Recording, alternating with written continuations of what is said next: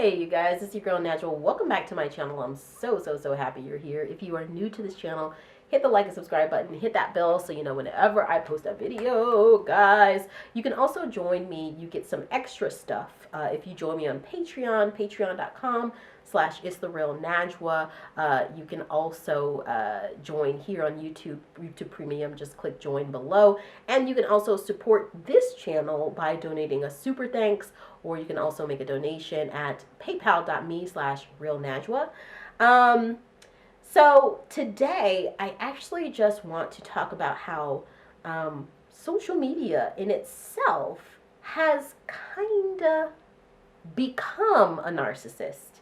You know, I know that sounds like something that's a little bit abstract. It probably sounds like clickbaity, but stay with me here. Social media really, to me, has become a narcissist all in and of itself.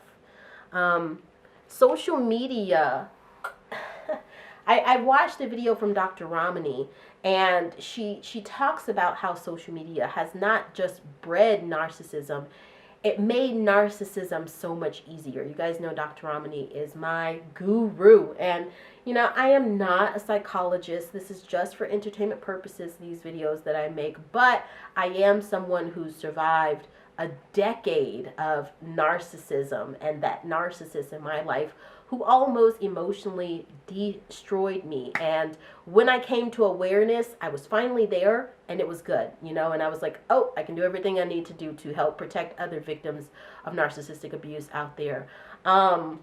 You know, narcissism, I don't want to diagnose everyone. I'm not an expert. I'm not a specialist, but you know what those traits of narcissism is. It is sanctimonious, but hypocritical. It is sadistic. It is intrusive and controlling. It is totally self-interested. It is always crossing boundaries. It is an emotional roller coaster. There is no peace, tranquility, or resolve with the narcissist. It's constantly walking on eggshells. It is that person making what they want priority and forgetting about what you want, or making it some hodgepodge of what both entities, people want, and sort of making it a symbiosis and a compromise and a collective fort. I'm sorry, that's effort. That's just my the air freshener. Clean linen smell. That's the only smell for Kara's house. In no time other, just clean linen smell. That idea of the narcissist, Dr. Ramani talks about this really interesting point where she basically says, you know, narcissism wasn't created by social media, but social media made narcissism so easy. And she speaks about supply and how prior to the days of social media, narcissists had to get dressed up, dolled up, go to this, you know, neighborhood charity event, go to the PTA meeting, go to the baseball league, the semi-pro baseball league, the kids soccer game, the award ceremony, the Chamber of Commerce banquet, you know, like they actually had to get dressed up and go somewhere. The mall, you know, they had to get dressed up and go somewhere and get that supply somehow. But social media now makes it where, hey, I'm just going to share this photo of my smoldering selfie, or I'm just, and that's okay. I like to take smoldering selfies too. But it doesn't create my self-worth. And for a narcissist, it creates their self-worth. Social media in itself, to me, has become a narcissist. I'm going to give you a few perfect examples. Okay, so let's talk about this. So for example, you might find, like I do, it is a common trait right now, where if something atrocious has happened to someone, whether it was that they face racism, they face sexism, sexual assault, you know, something really traumatic has happened to someone. Now, social media has made it where there is a victim blaming element, you know, and many times, if that person is not from the right class, is not from the in class, the in group, the in race, the in sex, sometimes those victims are victim blamed, and you will just see miles and miles and miles and miles of trolls' comments disparaging a victim, okay? And making it about the people in those comments and not about the victim themselves. And that's become way more commonplace. A lack of empathy has been sucked out of social media. And empathy is something that the narcissist truly, truly lacks. They don't have empathy. And if they do, it's a very performative type of empathy. And so I was looking at that from Dr. Ramani. She even speaks about, like, when she first heard about Facebook, and she said from that day, when her friend gave her a phone call and told her about it, she was like, this is going to be bad, you know? And I think that psychologists have an insight into that, like I had an insight into MAGA. Because I work in advertising, so I'm a little bit more sensitive to propaganda. I think that therapists are quite sensitive to narcissism. And so therapists probably saw social media a while ago and was like, this is going to be a problem, right? And so social media is something I think that is really going to have to be regulated. There's no other way, because people can't control themselves to do that. There's so much manipulation around social media. And whenever that happens, you leave the door open for really, really people who have bad behavior, corrupt, very powerful, very rich individuals to use that to gain and crunch all over everyday average people to get there. So I wanted to kind of speak on that a little bit and maybe discuss some ways that we individually can combat that. I also have an article here from Psychology Today. And social media, I feel like it's just, if I wasn't very clear with that, it's taken a mind of its own right now. And another example of that is if you have a topic, you know, and that topic could, you guys already probably have experienced this, and I don't have to even create an example. But let's just say you have a topic that is very, very extreme on one end or the other. You know, the opinions are very, very strong on one end or the other. And let's say you have a topic and you have a big combination of people who are really extreme on the for it and really extreme on the against it, you know, or really extreme on the judgment end and really extreme on the sympathy end, or siding with the topic or the person or the entity in hand. Okay, we've seen that, right? And just look at how, if you have got an imbalance, okay, of those two sides. Let's just say you've got a topic where there's one side that agrees and one side that disagrees.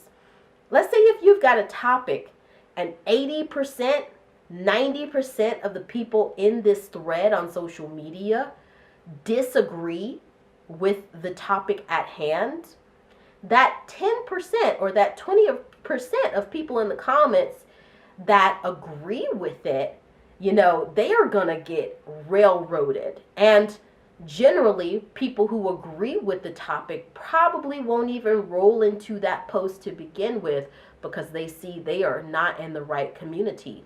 And if you flip that the other way, let's say you have a different post where 90% of the people agree with the topic at hand, but only 10% of the people disagree, you know, and the person who disagrees, who's the disagree troll, rolls up in there and says something that everybody deems as outlandishly disagreeing with this topic, and add on that they're rude or violent or racist or harassing or just mentally crazy sounding, they're going to get absolutely railroaded. So for that reason, they also probably won't engage much with this post. And so in that way, again, I'm saying social media itself has become a narcissist. And sadly, you know, these posts often veer on the end of the sentiment, the conclusion, the opinion that ends up being not good, not morally good. So take a listen to this. 5 aspects of social media and narcissism. This is from W. Keith Campbell, PhD, and Carolyn Christ. I'm not sure if it's Christ or Christ. And this is 5 key aspects of social media and narcissism. A decade of research shows several correlations. Social media creates a perfect playground for narcissistic behavior. The shallow, broad connections encourage our narcissistic tendencies of extroversion, brashness, and flashy behaviors to enter into the public. Pause there. There is also something else about the narcissistic mask that we all know about, for example. It's that face that they put on to show that they are affluent or kind or sweet or very well dressed or very fashionable or a philanthropist, or they're going to be the best model on earth. You know, that mask that they want you to believe. And the problem with the narcissist to begin with is obviously that the mask that they put on and who they actually are, there's an extreme disparity between those two things. And that's why when you see the mask slip, it's one of the scariest things on the planet. When you look at social media doesn't really create an accurate picture of what is actually happening in real life. So, and that points back to narcissism. So the article goes on to say, we want to connect with others and we want to feel good while doing it. Social media can make that happen. Pause right there. You guys know I pause a lot. This also points to how we've taken the effort out of socializing, out of maintaining a certain level of not being socially awkward, you know? Like, I would imagine a lot of these people who have very extravagant lives, appearing to have very extravagant lives on social media, actually are probably really socially awkward when it comes to being with people. We aren't present, and I guess that's the word that I'm saying. It goes on to say, plus social media allows us to curate our public image, which is perfect for the narcissistic drive to look attractive, successful, and popular. Similarly put, social media platforms allow narcissists to do what they do best in real life. Meet new people, expand their circle of followers, and promote themselves endlessly. Yes. Yes, yes, yes, yes. And add to that, you know, I know the irony here is that I'm a content creator, but everybody is not supposed to be a content creator. You know, when I went into advertising, I did not expect everybody to be an advertiser, you know? Just like when a doctor becomes a doctor, they don't expect everybody to be a doctor. And that's probably why when we walk into any sort of workplace anywhere, into government, into a doctor's office, into the hospital, into a grocery store, everybody just sort of seems hazed over and tuned out. It's because they are glazed into the narcissist that is social media. So it says, based on research from the past decade, here are a few things we know about social media and narcissistic traits. Narcissists take more selfies. Again, I'm not here to judge selfies. Selfies are okay. But when you put so much weight on, how do I look on this selfie? What are people going to think of this selfie? Oh my God, so many people like this selfie. Oh my goodness, nobody liked my selfie. That's when you got a problem. When you take the selfie and you're like, dude, I am here, hear me roar. I know I am the ish so much that I don't even need to look at how many people like this selfie. I just was feeling in myself in that moment and I just wanted to share it, you know? And even that has narcissism to a certain trait, but that's different than being just absolutely so concerned about how you appear to others and having others' attention all on you. If you're taking, in other words, if you're taking selfies to have the attention all on you. So the next one they say, 2, narcissists post their bodies more too.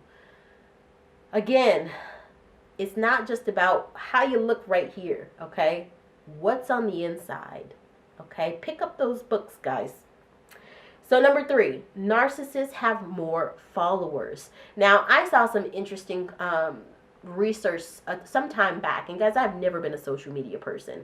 Even though I work in advertising, digital advertising is part of my job, I recognize that you have to have a balance in life. And so I just don't have one of those personalities. So maybe that means I'm a little bit less on the narcissistic spectrum. But I think we all have narcissism to a certain extent because it's actually a part of our sort of reptilian brain. You know, I get it. It's a protective mechanism to a certain extent. But I saw this research a while back that said you actually can only have so many friends in your life in reality, you know, which I think the threshold was like 180. Don't quote me on that number, but I think it was no more than 200. And even of that 200, you're going to have like 15 people that are semi-close to you, but then after that you also only have maybe 5 people that are really, really close to you, and maybe only 1 or 2 people that you talk to on an absolutely daily basis, you know. And that's not just like kind of like, oh, that's on average what people do. That's like how much our brain can handle. Your brain can only process so much stuff. So to me it says, if someone is purposefully, outside of someone who is a really big celebrity, a really big public figure like a politician, or someone whose job is literally communications, outside of that, anybody who is just like racking up followers, that person who I knew from the DMV, I saw them one time, that person way back from elementary school, my mom's sister's cousin's brother, you know, like that right there says narcissism to me all over. You know, you don't need to have these followers as a badge of like, look how great I am. Number 4, narcissism is linked with trolling. Now, I know about this one big, big, big, big. I can't tell you how many times I've had trolls run up on this channel. And guys, if you're dealing with trolls, don't feed the troll, okay? I know sometimes it can be very, very tempting. Just don't engage them. Don't respond. If you need to, block, get on out, you know, just report it if you need to, if there's some sort of crime that they're committing in there. But don't engage them, because that's narcissistic fuel. Number 5, narcissists crave fame. So, again, I don't mean to point to irony or anything here. I know I'm a content creator, but I am not a content creator because I want fame or because I want the little sad check that I would get from YouTube. It's because I want to help people. It's because I want to build a community of like-minded people. It's because I want to talk about social justice and advocacy. It's because I want to have a community to talk about interest in things like film and graphic design and love and inspiration. You know, like, think about MySpace. That's what MySpace was. This is what social media was born of. You know, sharing and connecting with people about art and music and culture, and giving people the time of day to be them, for you to be you, and sharing those things together. Empathy. That is very different from narcissism. But social media has traveled far, far, far and beyond MySpace days, and it's arrived to something totally different. When you arrive on social media purely for fame, purely, and I mean that truly, you know, like, I've arrived on social media, I know this is a social media platform, because I want to share something and because I want to gain something. And I want to create a hodgepodge of that. I want to create empathy. I want to create a community. I want to advocate for social justice. And I know this is a great way to do it. That is a passion. That's a passion. If you arrive on social media because you want to talk about mathematics, you flippin' love mathematics, and you love educating people about it and connecting with people about it and learning about it, that is a passion.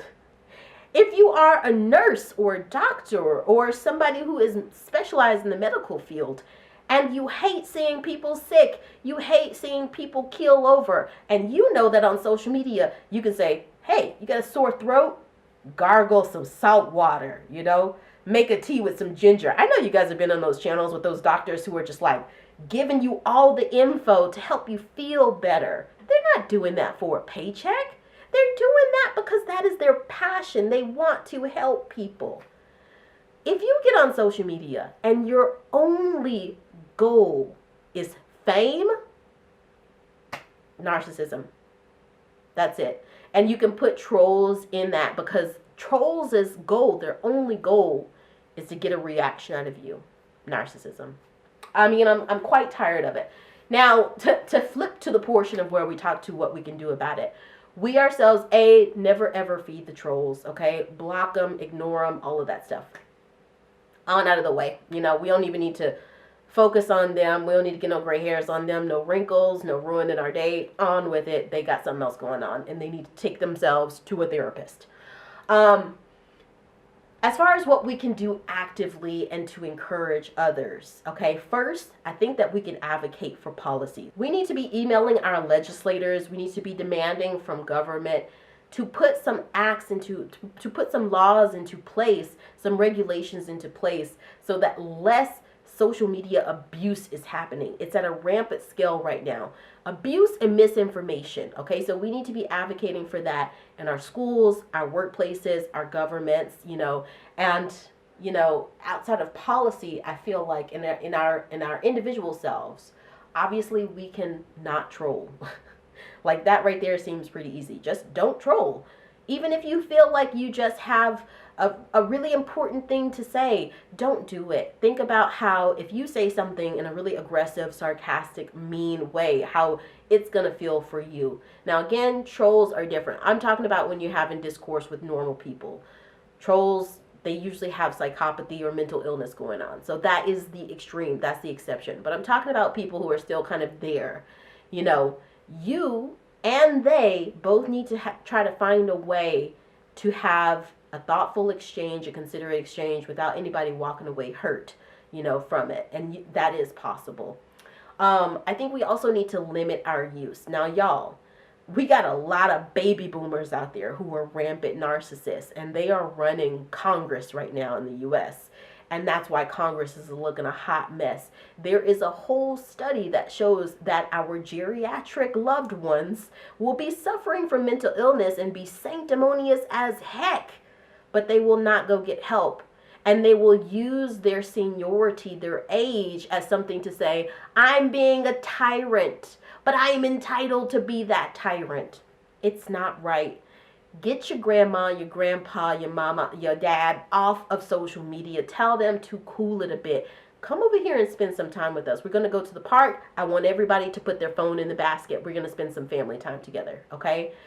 Families yourselves, put the phones in a basket. Everybody just say, listen, we're going to enjoy a movie night together. We're going to make some lasagna. We're going to sit down. We're going to watch a movie. Great. Everybody put your phone in the basket. You yourself, take a week off. Take a month off. Take a year off. Cultivate your life. Have you realized that your life is different now? Have you realized it's different from in 2005? Do you think it's for the better or for the worse? In ways of you being peaceful, you having no anxiety, no stress. I think back to 2005, I had no stress, no anxiety. My mom, my family, my friends, my siblings, they had events that happened in their life that were stressful, but generally peace, stress, everything was better. But social media came along and then stress just, boop, that line just went up. Okay, put the phone down a week, a month, a year. Beyond that, advocate for it to be regulated. That's all I can say. And call out narcissism when you see it. You don't have to always say, this person is a narcissist, but you can just say, oh, well, I appreciate you sharing your opinion, but I feel like we're in different places. And so I think the best thing for me is to remove myself from this situation. Or just remove, you don't have to say anything. You see somebody, you see signs of psychopathy, you see signs of narcissism, you would just go ahead and get 50 miles out of Dodge. Just get on out of Dodge. Just get out of Dodge, okay? That's it. Social media, real life, you see a narcissist, get out of Dodge. But I want to know what you guys think. Let me know in the comments. If you're new to this channel, hit the like, subscribe button. Hit that bell so you know whenever I post a video. Also, you can get access to member-only content by joining on patreon.com/itstherealnajwa. You can also do that by clicking the join button below. Support this channel by giving me a super thanks or by donating at paypal.com/realnajwa, paypal.com/realnajwa. And with that being said, I'll see you guys next time.